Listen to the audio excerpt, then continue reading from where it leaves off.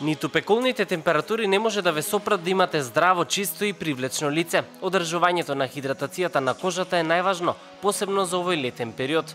Докторката Наталија Јорданова од дерматолошката ординација Skin Solution советува по секој утринско чистење на лицето да се нанесе крем со хидратантни состојки. Меѓу другото, нанесувајте и термална вода. Има одлични ефекти. Без разлика дали се наоѓаме на плажа, дали се наоѓаме по ценка, во движење низ град, препорачливо е да се користат креми со заштитен фактор 50. Задолжително да се носат очила, како и капа.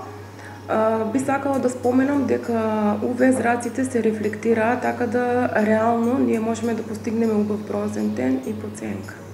Доктор Јорданова вели дека луѓето се запознаени со своето лице, единствено грешат во изборот на соодветните креми. Кожата е склона на алергии и иритации, како и изложена на штетното сончево влијание ако нема доволно хидратација.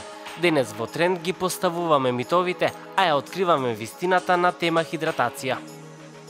Хидратацијата е потребна само за млада кожа. Има неколку митови во однос на хидратацијата кои сакам да ги кажам. Значи се мисли дека хидратација е потребна само на млада кожа, тоа е грешно. Значи со текот на старењето, колку повеќе старее самата кожа, тоа е зрелата кожа, има напротив дури поголема потреба од хидратација. И овде би сакала да споменам дека сите кремови кои се со анти-ејдж ефект немаат толку добар ефект ако се употребуваат врз нехидратирана. Значи, препорачувам сите кремови со анти-ејдж ефект да се користат врз добро хидратирана кожа. Мрзната и комбинирана кожа нема потреба од хидратација. Значи, секој тип на кожа, без разлика дали е сува, нормална или комбинирана, има потреба од хидратација. Хидратацијата е потребна само преку ден.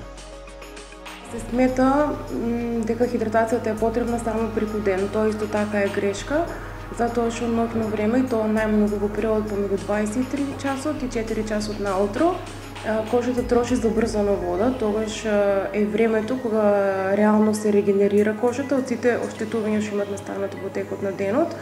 Затоа во тој период од 23 до 4 наутро дехидратацијата го достигнува својот максимум. Значи и овде би сакала да споменам дека не само преку ден, многу важна е и ноќната хидратација.